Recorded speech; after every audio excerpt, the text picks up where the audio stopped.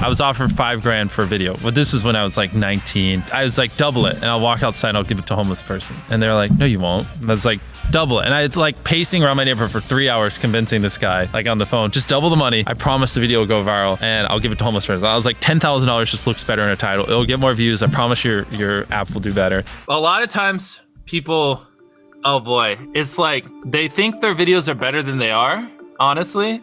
And tell them, Jimmy, tell them. I mean, they do that, and they have horrible friend groups because you really are like the type of YouTubers you hang around. It's getting people with the right YouTuber friend group that aren't pussies and will actually tell them when their content's bad and like actually roast it and help them get better in a nice, positive way. Basically what I did was I somehow found these other like 4 lunatics. 3 of us were college dropouts. 1 was a high school dropout, and 1, I don't know, he just like quit his job. We were all super small YouTubers, and we basically talked every day for 1,000 days in a row and did nothing but just like hyper study like what makes a good video, what makes a good thumbnail, what's good pacing, like how to go viral. We would just get on Skype every morning, and like some days like I'd get on Skype at 7 a.m. and I'd be in the call until like 10 p.m. and then I'd go to bed, I'd wake up and I'd do it again. We'd do things like take 1,000 thumbnails and see if like there's a correlation to the brightness of the thumbnail to how many views it got. Imagine a world where it's just you working solo and you work 12 hours a day every day for like a year. And you're just grinding, you make a mistake, you learn from it, you grind, you make a mistake, you learn from it, and you do that for like a year. And then imagine a different world where you have 4 friends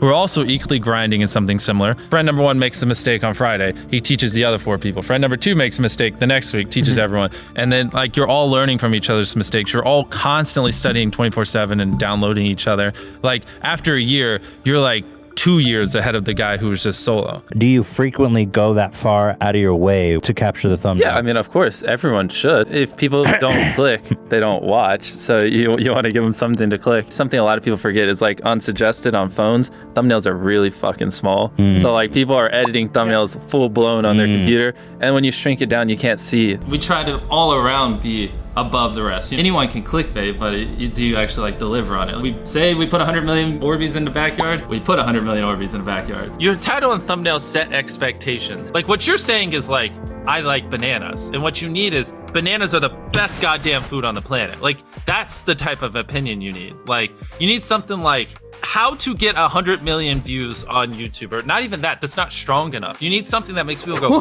what the fuck? What the fuck did he say in that video? What the fuck? I need to know. At the very beginning of the video, to minimize drop off, you want to assure them that those expectations are being met. If you're putting 1 million Orbeez in a pool, don't start the video with you shopping for, you know, your mom's birthday present. At the beginning of the video, just say, this is 100 million Orbeez. We're gonna fill this pool and this entire backyard with them. Match the expectations, and then you want to exceed them. So you want to assure people that what they clicked on is what they're getting, and then blow their mind and be like, but you're also getting even more. Anytime you say the word algorithm, just replace it with audience. The algorithm didn't like that video? No, the audience didn't like that video. If I wasn't retaining a viewer, just would it make sense for you to promote it? Why would you promote a 10-minute video that people watch on average a minute and a half? I mean, every video, even the stupid ones, I learned something, you know, and that's something I try to make a very big point of, is like, no matter how bad we mess up, like we sometimes have videos that have horrible retention. It's just like, as long as you learn from it, it's not the end of the world. Every YouTuber says it. It's like, no one will ever be able to replicate my style. I gotta edit it.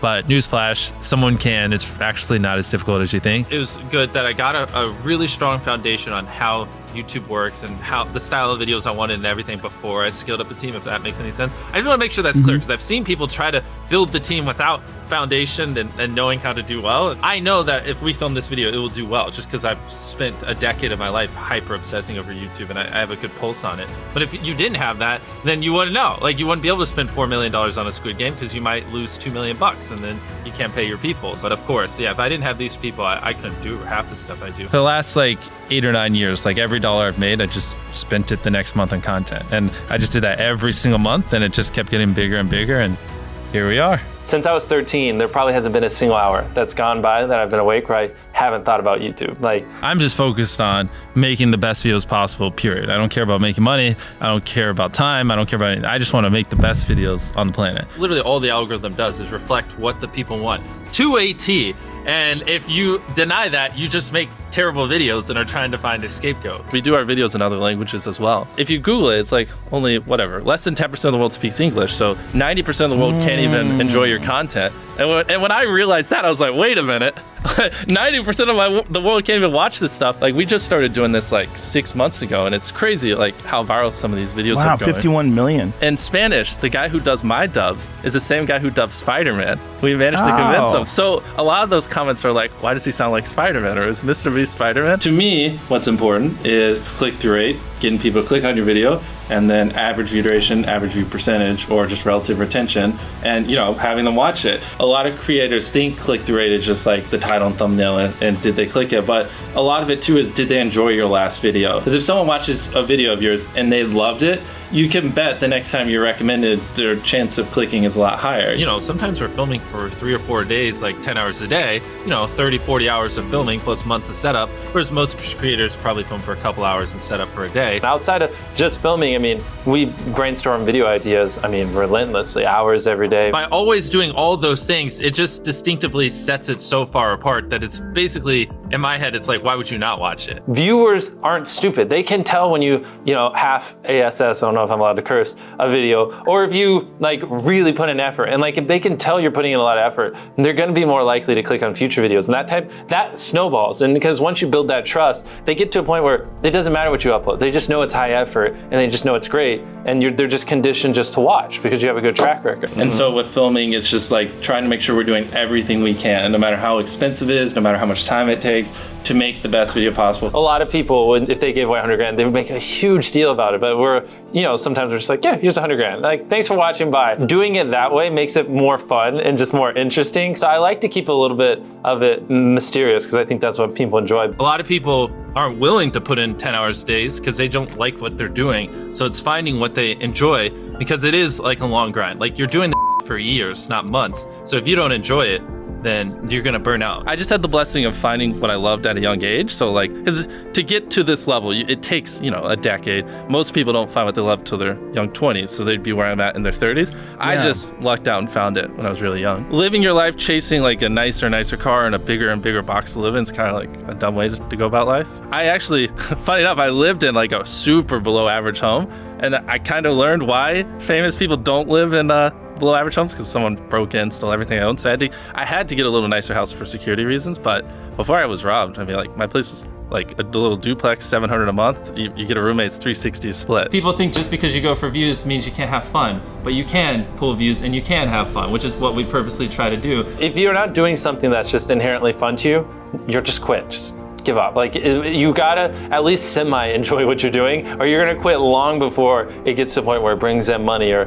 whatever else could be driving you. So find what you love, and then I would just hyper obsess. Make sure no one doing what you're doing is doing it better. Make sure the videos are as good as possible. You can be motivated by more than one thing. I'm motivated because I want to support my mom and my family. I'm motivated because I want to employ my friends and help them. I'm motivated because I want to help other people. I'm motivated because I want to be a YouTuber.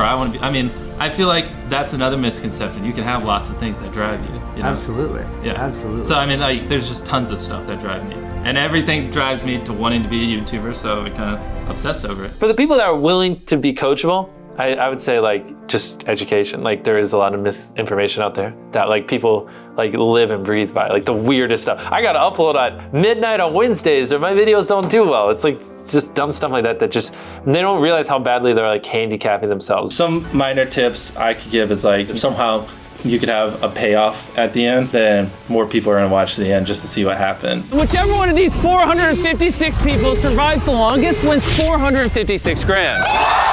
Cut out all dull moments, try not to over-explain things. If the camera just sits on me and I'm just talking for 20 seconds, it doesn't hold retention as well as, maybe me talking and other footage popping up. It's much easier to get 5 million views on one video than 50,000 views on 100 videos. It takes way less effort to get 5 million views on one video. Back then, which I think small YouTubers should do, is I would reply to every single comment. And so I think a few people caught on that I would always reply. And so some people would just be like, I wonder how long it'll take for him to reply. So that was a lot of my comments when I was smaller, but at least it kept him coming back. In your analytics, and most of you probably know this, audience retention. You can see where people click off.